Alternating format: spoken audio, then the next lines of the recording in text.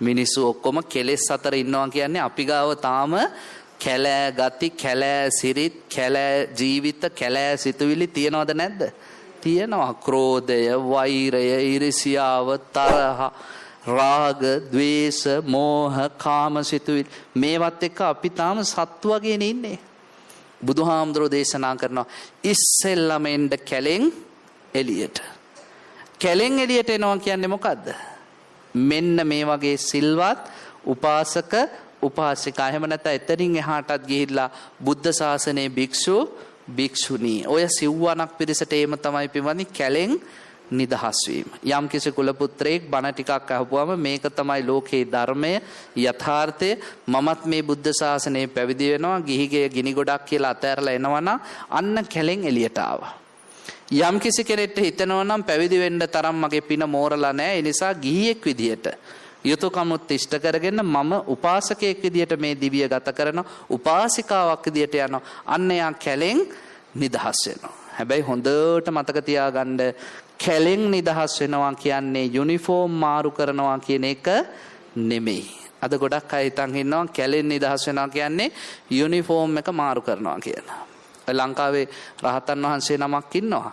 ඒ රහතන් වහන්සේ ළඟ මහාන වෙලා ඉන්න ගෝලේ කීය පෙරේද මම දැක්ක YouTube එක ලස්සන මේ සාකච්ඡාවක් දීලා තියෙනවා YouTube නාලිකාවක.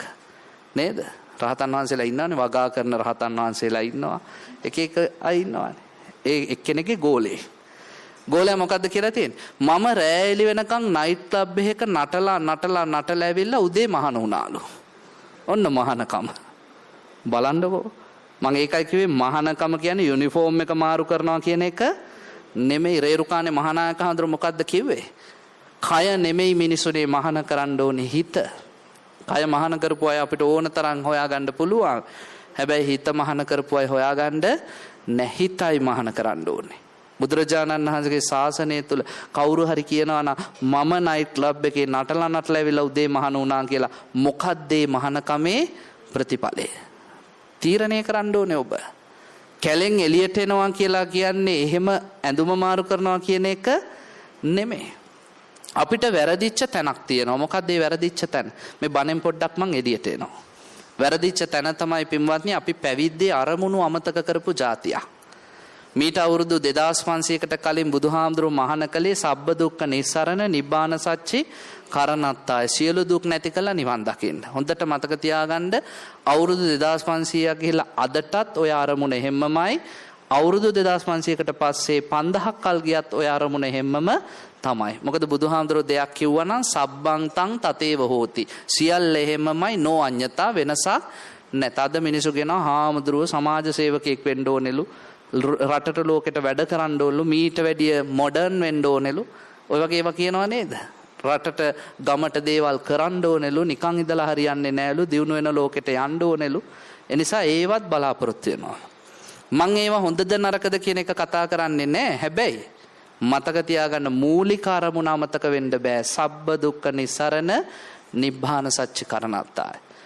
මිනිස්සු කාර්යබහුල වෙන්න මිනිස්සු තරංගකාරී වෙනවද නැද්ද? තරංගකාරී වෙනවා.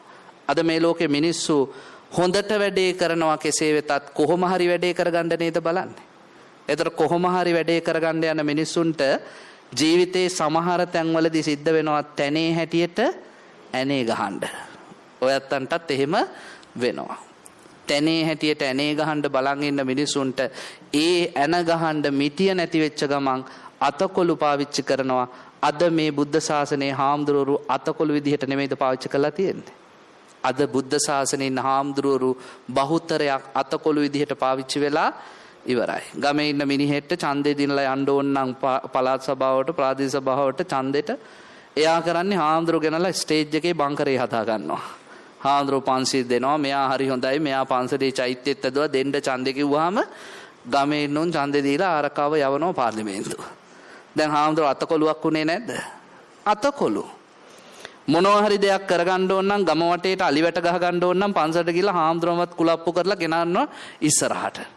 හාමුදුරුවෝ තමයි ඊට පස්සේ ටීවී එකේ වොයිස් කට් එක දෙන්නේ. අපිට හරි ප්‍රශ්න අපේ ළමයි ඉස්කෝලේ යවන්න බෑ. ඔන්න එතනත් ඉන්නවා හාමුදුරුවෝ. 13 ව්‍යවස්ථාව හදන්න ඕනේ කිව්වහම ටෙලිකොම් එක පෞද්ගලීකරණය කරන්න කොහොම හාමුදුරු ටික කුලප්පු කරලාගේ යන් ඉස්සරහට. අනේ ලැජ්ජ නැතුව ගිහලා තාප්පේ උඩ සිවුරුත් තියලා පැනලා එනවා. ඔයත් නිවුස් වලට දකින්න ඇති. දැන් අද වෙලා තියෙන්නේ අපේ හාමුදුරුලා අතකොළු වෙලාද නැද්ද? අතකොළු වෙලා ඉවරයි.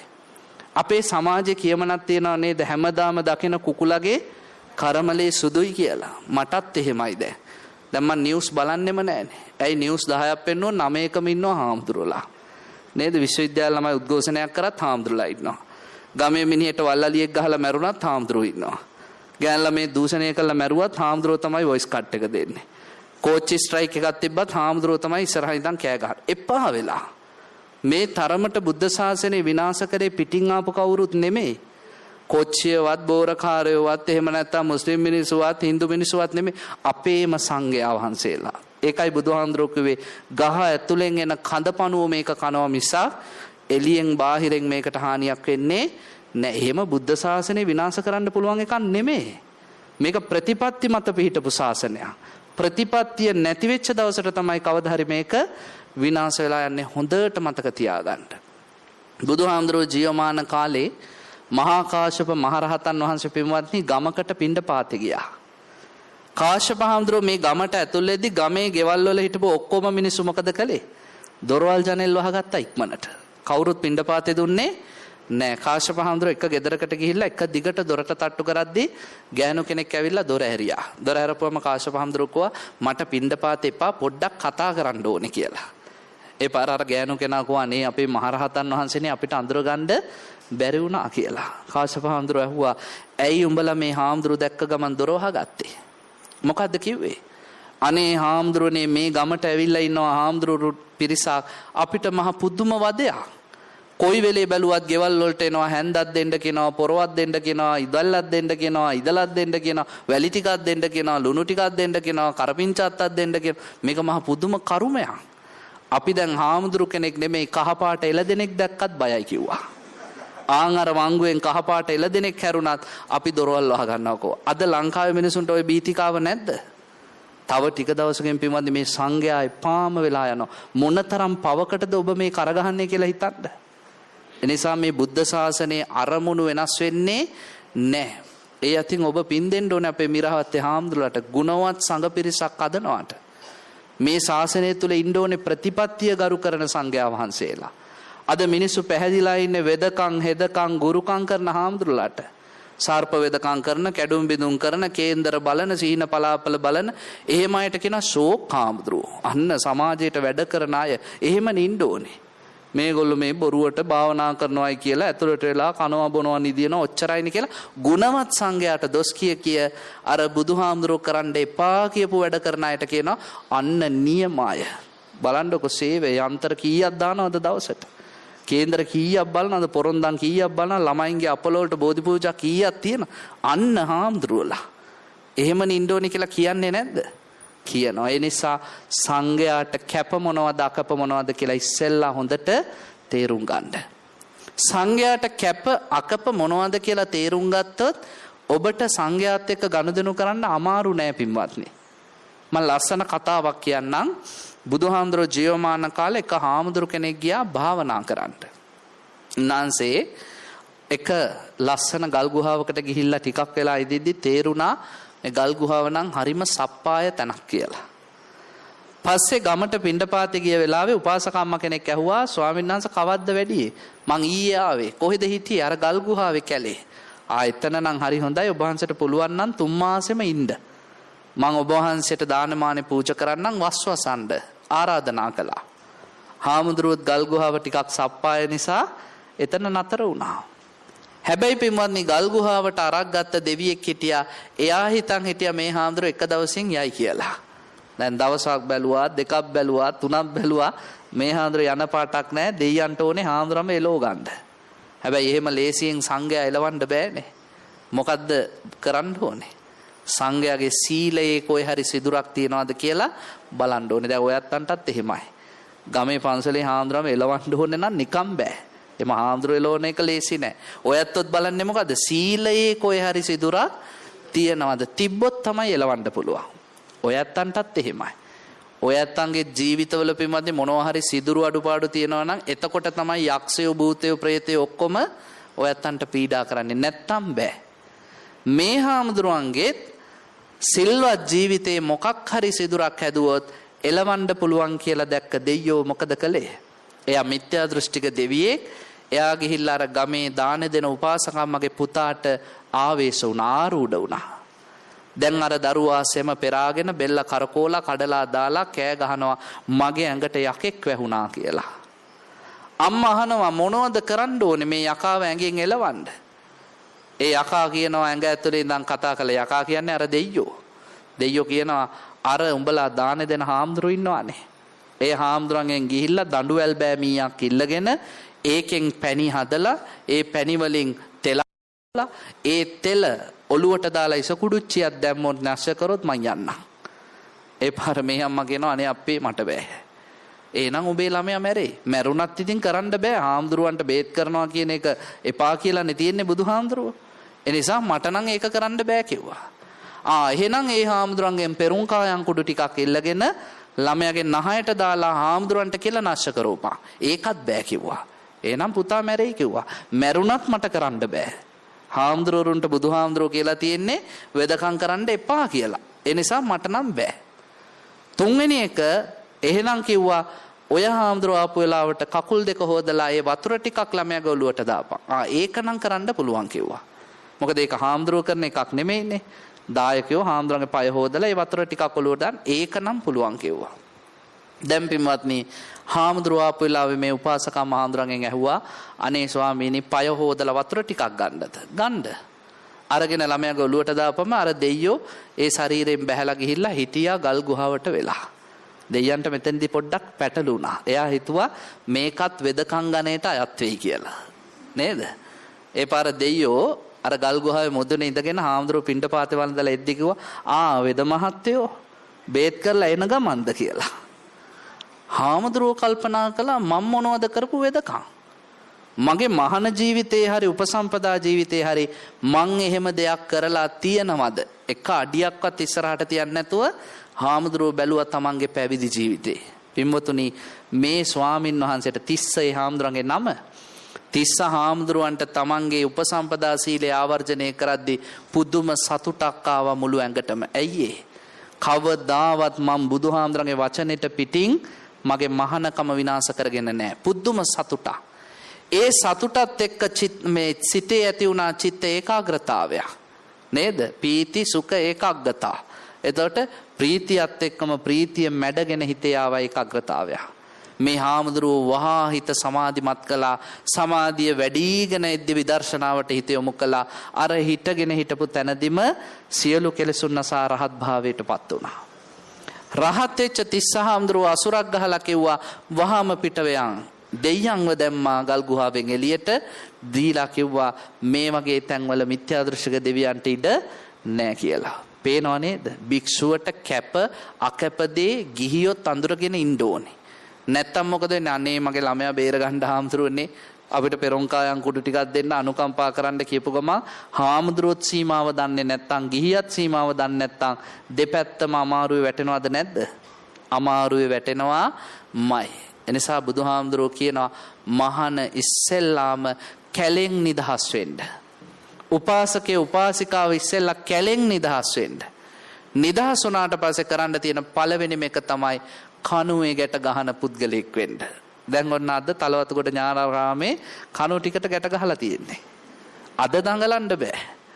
වෙනදට මේ වෙලාවට ගෙදර ඉඳිද්දි බලා ගන්න එපා ටීවී එක ළඟ.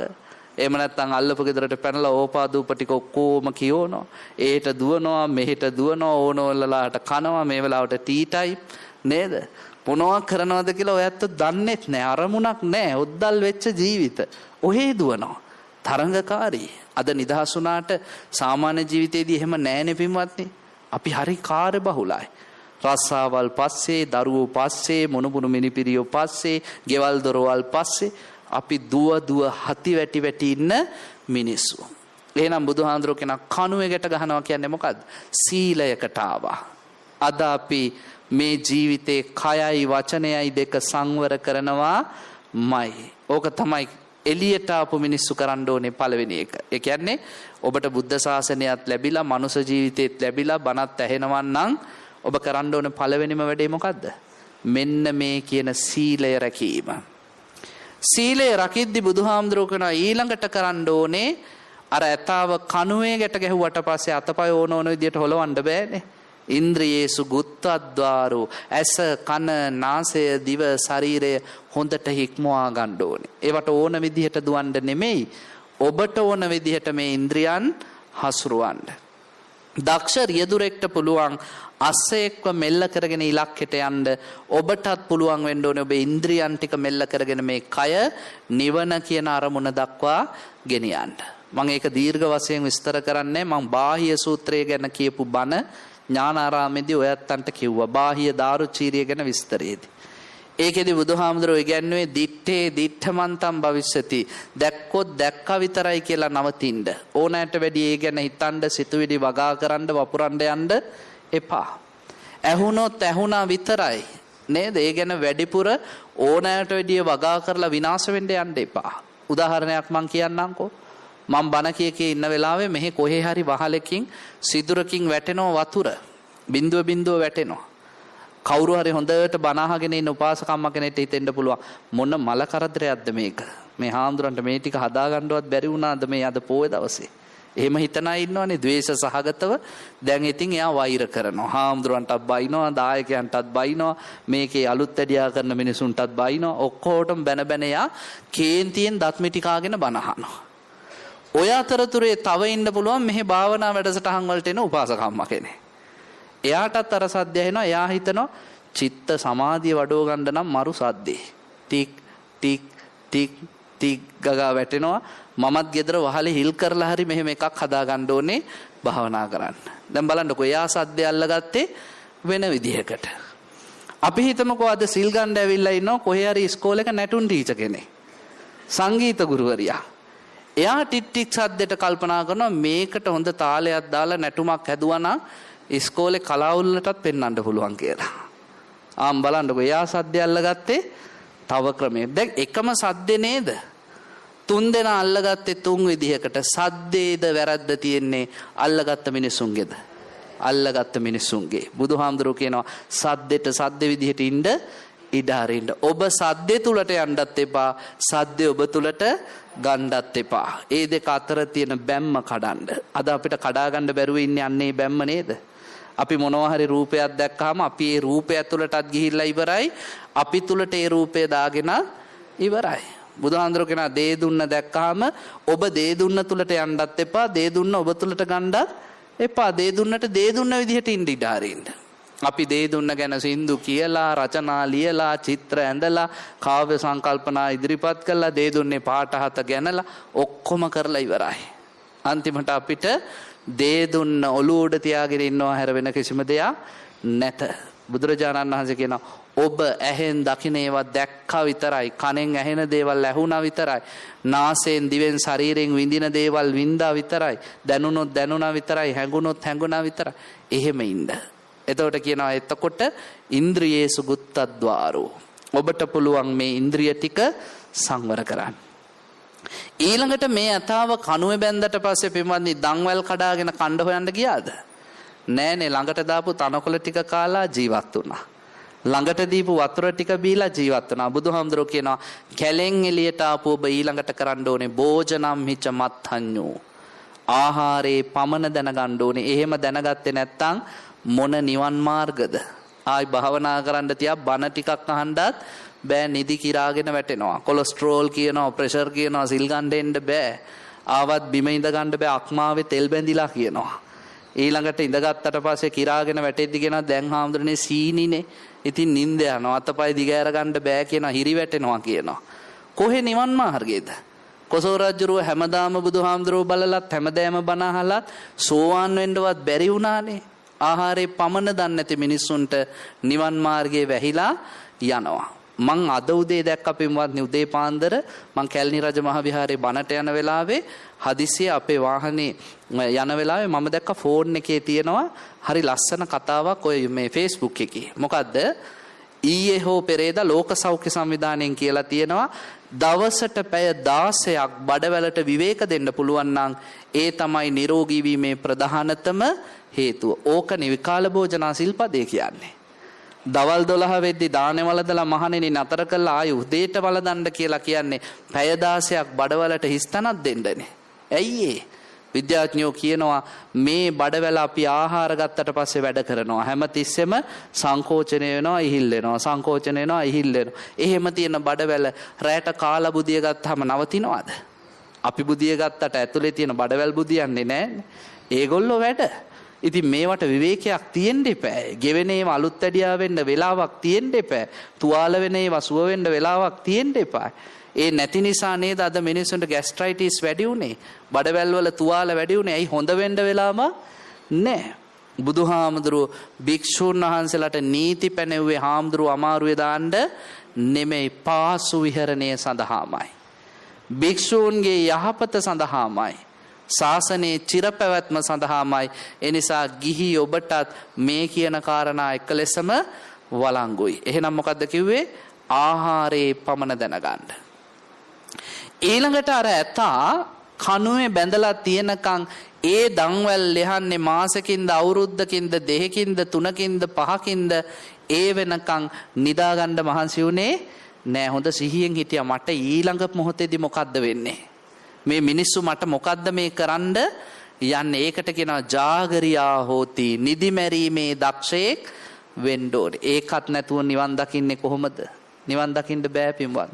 නින්දට ඕනෑට වැඩිය ඔබ ගිජු වෙනවා නම්, නීවරණ වලින් යටපත් වෙනවා නම්, සිත හැමතිස්සෙම නිදිමත ස්වභාවයටපත් වෙනවා නම්, ඕනම වෙලාවක ඔයත්තන්ට තියෙනවා දැන් පොඩි ඇලර්ට් එකක් ගත්තා නම් හොඳයි කියලා කවදාවත් මේ නිවන් මාර්ගේ හික්මෙන්න බෑ. ලෞකික කරුණුත් බෑ. ඉගෙන ගන්නත් බෑ, සල්ලි හම්බ කරන්නත් බෑ, ව්‍යාපාර කරන්නත් බෑ, දියුණු වෙන්නත් බෑ. ලෝකෝත්තර මාර්ගයත් එහෙම්මම තමයි. සරියුත් හාමුදුරුවෝ අවුරුදු 40ක් නිදාගත්තේ නැහැ කියලා ඔයත් දන්නවද? අනුරුද්ධ මහරහතන් වහන්සේ අවුරුදු 25ක් මෙට් එක කොට් එක ඔළුව තිබ්බේ නැහැ කියලා ඔයත් දන්නවද? උන්වහන්සේ හිතුවා මේ නිවන් මාර්ගය මට නැති වෙලා යයි නින්දට ලොල්ලුනොත්. එනිසා අධික වෙහෙස මහන්සි අවස්ථාවලදී අනුරුද්ධ හාමුදුරුවෝ ගහකට හේතු වෙලා ඇස්පියාගෙන විවේක ගත්තා මිසක් කවදාවත් හිස ඇල කරලා කොට් එක නිදාගත්තේ නෑ. උන්වහන්සේ අවුරුදු 25කට පස්සේ රහත් වෙච්ච දවසේ තමයි කොට් එකට ඔළුව තියලා සැතපුනේ. ඒ තරම් කැපකිරීම කරපු මහරහතුන් වහන්සේලාගෙන් පිරිච්ච ශාසනයක අපි ඉන්නේ. අනුරුද්ධ හාමුදුරුවෝ ඇයි එහෙම නිදාගත්තේ නැත්තේ? ඔයත් දන්නවනේ ගිහි කාලේ අනුරුද්ධ හාමුදුරුවෝ කියන්නේ අපේ බුදුහාමුදුරන්ගේ ඥාතියෙක්නේ. ශාක්‍ය රජපෞලේ දරුවෙක්. පුංචි කාලේ ඉඳන් අම්මා තාත්තා අධික සැප දුන්නා. සැප කොච්චරද කියනවා නම් එයා නැහැ කියන වචනයක් දන්නේ නෑ. උදේ ඉඳන් හවස වෙනකන් ඉල්ලන ඒවා දෙනවා. මොනවා කරත් එයාට පුළුවන් උපරිමෙන්ම කරලා දෙනවා. කණ්ඩ බොණ්ඩ ටික දෙනවා, ක්‍රීඩා කරනවා, කාලා බීලා සතුටින් විනෝද වෙවි ජීවත් වෙනවා. දවසක් අම්මා හිතනවා මෙයාට නැහැ කියන එක උගන්වන්න ඕනේ. හැමදේම හවසට සෙල්ලම් කරලා ඉවර වුණාම අම්මා කැවුම් හදලා එවනවා යාළුවන්ටයි ඔක්කොටම සතුටු වෙන්න කියලා. දවසක් අම්මා කල්පනා කරා නැහැ කියන එක උගන්වන්න ඕනේ නැත්නම් හරි අමාරුවක වැටෙනවා කියලා එදා කැවුම් එවන්න නැතුව සේවිකාවට කිව්වා අද කැවුම් නැහැ කියලා කියාපන් කියලා. මෙයා ඇවිල්ලා කිව්වා කුමාරයා අද කැවුම් නැහැ කියලා. කුමාරයා නැහැ කියන එක දන්නේ නැති නිසා එයා හිතුවා අද හදපු කැවුම් જાතියේ නම තමයි නැහැ කියලා. අද කැවුම් නැහැ කිව්වහම ඒක හිතුවා නැහැ කියන්නේ කැවුම් જાතියක් කියලා. ඒ පාර මොකද්ද කිව්වේ? ඒවත් හොඳයි කිව්වා. එවන්න කිව්වා. ඒ පාර සේවිකාව ගෙන් කිව්වා මේ කුමාරයාට නැහැ කියන එක තේරෙන්නේ නැහැ කියලා. අර අම්මා හිස් භාජනයක් ගෙනල්ලා පෙන්නලා කිව්වා කැවුම් නැහැ කියන්නේ හිස්. බඩට අත තියලා කිව්වා අද කණ්ඩත් නැහැ. කුමාරයා කල්පනා කරා එහෙම එකක් ලෝකේ තියෙනවද? ඒ කියන්නේ දුකක්නේ. අපිට සතුටින් ඉන්න බාධා තියෙනවනේ ලෝකේ. ඔය ගැන කල්පනා කර ඉඳිද්දි තමයි බුදුහාමුදුරුවෝ ගමට වැඩියේ. අන්න මහණ වුණ ආනන්ද, අනුරුද්ධ, භගු, කිම්බිල, දේවදත්ත, උපාලි කියන කර්ණවැමි පුත්‍රයා මේ ඔක්කොම මහණ වුණේ දා. මහණ වුණාට පස්සේ අනුරුද්ධ හාමුදුරුවෝ කල්පනා කරා එළුලොම් කම්බිලි වල නිදාගත්ත මම, ඒ කියන්නේ හොඳ බ්ලැන්කට් පොරෝගෙන, මහා කසීසලු පොරෝගෙන ලස්සනට නිදියපු මම මහන වෙලත් කරන්නේ ඒ ටික නම් යුනිෆෝම් මාරු කරා වගේ වැඩක්. මට නිවන් මාර්ග කවදාවත් එළඹෙන්නේ නෑ ඒ නිසා මම වීරිය වඩන්න ඕනේ, නිින්ද නවත්තන්න ඕනේ. අවුරුදු 25ක් ඇඳක උන්වහන්සේ නිදාගත්තේ නෑ. ඔන්න කැපවීම. ඒ නිසා කියනවා එලිමහනට ආවනම්, කැලෙන් එළියට ආවනම්, උපාසකෙක් වුණා නම්, උපාසිකාවක් වුණා නම්, හාමුදුරු කෙනෙක් වුණා නම්, භික්ෂුණියක් වුණා නම්, ජාගරියා නිදි මැරීමේ දක්ෂයෙක් වෙන්න. ඊළඟට බුදුරජාණන් වහන්සේ දේශනා කරනවා දැන් අර ඇතා මේ මිනිස්සයා කියන විදියට වැඩ කරනවා වගේ හොඳට සිහිය පිහිටවන්න. අහන දේ යෝනිසෝ මනසිකාරයෙන් දකින්න පුළුවන් විදියට සිත හසුරවන්න. කොහොමද සිහිය පිහිටවන්න කිව්වේ? සතිපට්ඨාන සූත්‍රයේ මහලා තියෙනවානේ. ආලෝකිතේ විලෝකිතේ බෙල්ල හරවලා බලද්දී, අභික්ඛන්තේ පටික්ඛන්තේ ඉස්සරහට යද්දි පස්සට යද්දි, අසිතේ පීතේ කායිතේ සායිතේ කද්දී බොද්දී හපලකද්දී රස විදිද්දී, සංඝාටි පත්ත චීවර ධාරණේ පාත්‍රසිවුරු අඳිද්දී, ඊළඟට උච්චාර පස්සාව කම්මේ මල මුත්‍රා කරද්දී, ගතේටිතේ නිසින්නේ සුත්තේ ජාගරිතේ වාසිතේ තුන්නී භාවි ඇවිදිද්දී, හිටගෙන ඉඳිද්දී, නිදි මරද්දී, නිදාගනිද්දී, කතා කරද්දී, නිශ්ශබ්ද වෙදිද්දී කොයි මොහොතේ වුණත් සිහිය පිටවන්න. සිහිය තුල අපේ ජීවිත මොන්න තරම් රැකවරණයකට යනවද කියලා බලන්න. මට මේ බණ කියාගෙන ඉද්දී ඔළුවට ගොඩාක් අදහස් එනවා. කාලයත් එක්ක ලොකු හරබයක් කරන්න ඉපෑ. එනිසා ඒ ගොඩාක් දේවල් කියන්න බෑ. අර කැටකිරිල්ලගේ උපමාව බුදුහාඳුරෝ කිව්වා නේද? මතකයි නේද? කැටකිරිල්ලක් අහසේ යද්දී රාජාලියෙක් අල්ලගත්තාම කැටකිරිල්ල කිව්වා පියවුරුමෙන් ලැබිච්ච සුරක්ෂිත තැන හිටියානම් මට මේ දේ වෙන්නේ නෑ. රාජාලියා කිව්වා ඇඟේ පුංචි මදිවට තව කට කියවන්නත් එනවා. හරි උඹ කියන ඔය පියවුරුමෙන් ලැබිච්ච තැන ගිහිල්ලා පුළුවන් නම් හැංගියන් කොහෙ හිටියත් මම මරනවා කිව්වා උඹව. ඒ පාර කිව්වා හා එහෙනම් අතෑරපන් කියලා. අතෑරියා. අර පස්කණ්ඩිය උඩට ගිහිල්ලා කිව්වා හා පුළුවන් නම් මාල්ලාපන්. රාජාලියා වේගෙන් වෛරයෙන් ආව පොළොව දිහාට. එද්දි පොළොවට ලං වෙද්දිම මොකද කළේ? අර කැටකිරිලි පස්කණ්ඩිය අස්සට රූම් ගාලා රිංගුවා. මේ කැටකුරුල්ලට ආපු වේගේ ප්‍රවේගය කියලා අපි කියන්නේ. ඒක නවත්ත ගන්න බැරි වුණා. බැරි වෙච්ච පාරේ ආයෙවිලා පස්කණ්ඩිය පපුව හැප්පිලා මැරිලා යනවා. බුදුහාඳුරෝ ඈත ඉඳලා බලාගෙන ඉඳලා කිව්වේ මොකද්ද? මහණෙනි දැක්කද? කැටකිරිල්ලි තමන්ගේ පියවුරුමෙන් ලැබිච්ච සුරක්ෂිත තැන හිටපු නිසා බේරුණා. උඹලත් පියවුරුමෙන් ලැබිච්ච සුරක්ෂිත තැන හිටියොත් උඹලත් බේරෙනවා. මොකද්ද පියවුරුමේ? සතර සතිපට්ඨානේ. අපේ තාත්තා බුදුහාමුදුරුවෝ කියන තාත්තා අපිට ආදරෙන් දීපු රැකවරණය තමයි සතර සතිපට්ඨානේ. ඒ නිසා හොඳට මතක තියාගන්න. සිහිය පිහිටුවාගත්ත කෙනෙක් සතර සතිපට්ඨානයට හිත නැඹුරු කරලා බුදුරජාණන් වහන්සේ දේශනා කරනවා පංච නීවරණ යටපත් කර ඉන්නවා නම් සමතේ වැඩිම තුල යාට පුළුවන් ප්‍රථම දෙවන තෘතීය සහ චතුර්ථ ධානවලට පත් වෙන්න. ඒ කියන්නේ මේ සිතේ උපරිම ඒකාග්‍රතාවය වර්ධනය කරන්න.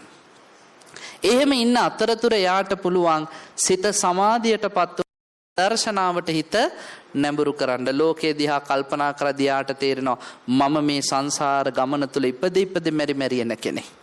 මම මීට කලින් කොහේ හරි උපදින්න ඇති. කොහෙද හිටියේ? එතෙන්ට කලින් මං කොහෙද හිටියේ? ඊට කලින් මං කොහෙද හිටියේ? කොච්චර කාලයක් මම මේ සංසාරේ ආවද? ගැලවිල්ලක් තාම හම්බුනේ නෑ. ඒකට කියනවා පිළිබඳ పూర్වේ නිවාසානුස්සති ඥානය. පෙරවිසූ කඳපිලිවල දක්නා නුවණ. ඊට පස්සේ බලනවා මම විතරද නෑ, ලෝකේ හැමෝමත් එහෙමයි. මේ ඉන්න හැමෝමත් සංසාරේ උපදිනවා, කාලයක් යනවා, ඊට පස්සේ මැරෙනවා, ආයි උපදිනවා. සත්‍යයේ උපත විපත චුතූපපාත ඥානෙ. ඉපද මෙරි එන්නේ ඇයි? ආශ්‍රව නිසා. ආශ්‍රව තියෙන ආකාර කීපයක්. කාමාශ්‍රව, භවආශ්‍රව, අවිජ්ජාශ්‍රව සහ ditthi ආශ්‍රව. මේ ආශ්‍රව නැති කළොත් සකල ක්ලේශ ප්‍රහාණය කරලා නිවන් දකින්න පුළුවන්. එයා උත්සාහවන්ත වෙනවා. විදර්ශනාවට හිත නැඹුරු කර කෙලෙස් ප්‍රහාණය කරනවා. එතකොට යාට ලැබෙනවා සියලු කෙලෙසුම් ප්‍රහාණය කිරීමෙන් ලැබෙන ආසවක්ඛ්‍ය ඥානය. ආසවක්ඛ්‍ය ඥානය ලැබුණා කියන්නේ ත්‍රිවිද්‍යාව පහළ වුණා කියන්නේ එයා රහතන් වහන්සේ නමක් බවට පත් වෙලා ඉවරයි. බුදුරජාණන් වහන්සේ දේශනා කරනවා අර හතර පැත්තෙන් ඊතල වදිද්දී, හතර පැත්තෙන් ගින්දර විසිකරද්දී, හතර පැත්තෙන් ගහද්දී දඟලන්නේ නැති ඇතා වගේ සිහිය පිහිටවාගෙන හිටියොත් ආන්ගේ පුද්ගලයන්ට පුළුවන් විශේෂ අධිගමයකට පත් වෙන්න. එහෙම අධිගමයට පත් වුණාම රහතන් වහන්සේට මම කියනවා බ්‍රාහ්මණයා කියලා. අජානේය භික්ෂුව කියලා කියනවා. එහෙම නැත්නම් එයා රාජකීය මංගල තත්වයේ ඉන්න මිනිස්සෙක් කියලා මම කියනවා. ඒ තමයි අති උත්තම මහරහතන් වහන්සේ කියලා බුදුහාමුදුරෝ දේශනා කරනවා. ඒ නිසා චිරවත හොඳට මතක තියාගන්න යම් කිසි මිනිස්සෙක් ශ්‍රද්ධාවෙන් යුක්තව මේ බුද්ධ ශාසනයේ පැවිදි වෙලා භික්ෂු භික්ෂුණී තත්ත්වයටපත් වුණා. එහෙම මහාන වෙන්නේ නැතුව ගිහි උපාසක උපාසිකා තත්ත්වයටපත් වුණාත් එයාට පුළුවන් නම් අප්‍රමාදීව කෙලස් තවන වීරයෙන් යුක්තව හොඳට සිහිය පිහිටවාගෙන ඉන්න ඒ ජීවිතේ හිස් එකක් නෙමෙයි සිතෙහි යම් කිසි විශේෂ අධිගමයක් ලැබෙනවමයි චිත්ත ඒකාග්‍රතාවයක් ලැබෙනවමයි ඒ කෙනාගේ ජීවිතේ සාර්ථක වෙනවමයි ඔන්න ජයසේන අහපු ප්‍රශ්නෙට විස්තර කරපු උත්තරේ කියලා බුදුහාමුදුරුවෝ දේශනා කළා. අචිරවත හාමුදුරුව මේ දේශනාවෙන් සන්තෝෂයටපත් වුණා. උන්වහන්සේ සෝතාපට්ටි ඵලයටපත් වෙලා උන්වහන්සේගේ ධර්මඥානය දියුණු කරගත්තා. ඒ නිසා පින්වත්නි ඔබේ ජීවිතයත් මේ දන්ත භූමි සූත්‍රයෙන් ආලෝකමත් කරගන්න අපි කැලෙන් එළියට ආව විතරයි. අපි ඉපදී මෙරි යන ගමනේ තිරිසන්නු වෙන්න ඇති, පෙරේතයෝ වෙන්න ඇති, අසුරයෝ වෙන්න ඇති, සතර අපායේ දුක් විඳින්න ඇති. දැන් අපි මිනිස්සු උනානේ. ඊළඟට ඔබ අංගවිකල මන්දබුද්ධික නැති ජීවිතයකටපත් උනානේ. ඊළඟට ඔබ මේ ජීවිතයේ ඇස කන නාසය දිව ශරීරය හොඳටම ලැබුවානේ. ඊළඟට ඔබට බුදුරජාණන් වහන්සේ මුණ ගැහුණානේ. ඊළඟට ඔබ හොඳට බණ ටික අහනවානේ. ඊළඟට මහා සංඝයා කල්යාණ මිත්‍ර භාවයෙන් උපස්ථාන කරනවානේ. දැන් බලන්නකො කැලෙන් නිදහස් වෙලා නෙමෙයිද? කැලෙන් නිදහස් වෙච්ච පිරිසක් මේ ඉන්නේ. කැලෙන් නිදහස් වෙච්ච අය ඔයත්තන්ට මාර්ගය පෙන්වන්නේ. එනිසා කැලෙන් නිදහස් වෙච්ච ගිහි පැවිදි අපි ඔක්කොම ඊළඟට කරන්න ඕනේ මොකද්ද?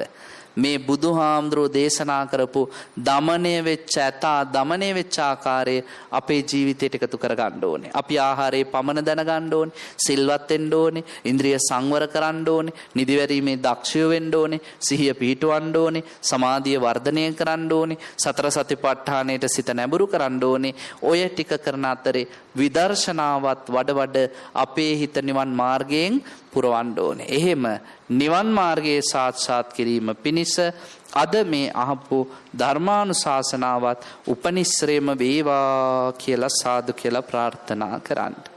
පින්වතුනි රැස් කරගත් සියලු පින් දෙවියන්ට අනුමෝදන් කරමු. අනුමෝදන් වේවා. දෙවියෝ දිව්‍ය ආයුෂයෙන් වර්ණයෙන් සැපයෙන් බලයෙන් ප්‍රඥාවෙන් වැඩෙත්වා ඔබ සැම සුරකිත්වා. එසේ ආශිර්වාද කරන දෙවියනොත් අමා මහ නිවනින් සැනසෙත්වා කියලා සාදු කියලා ප්‍රාර්ථනා කරන්න. ආකාසට්ඨා ච බුම්මට්ඨා දේවා නාග මහිද්దికා පුඤ්ඤන්තං අනුමෝදිත්වා චිරං රක්ඛන්තු ලෝක සාසනං. ආකාසට්ඨා ච බුම්මට්ඨා දේවා නාග මහිද්దికා පුඤ්ඤන්තං අනුමෝදිත්වා චිරං රක්ඛන්තු බුද්ධ දේශනං. ආකාසට්ඨා ච බුම්මට්ඨා දේවා නාග මහිද්దికා පුඤ්ඤන්තං අනුමෝදිත්වා චිරං රක්ඛන්තු බුද්ධ ශාවකාති.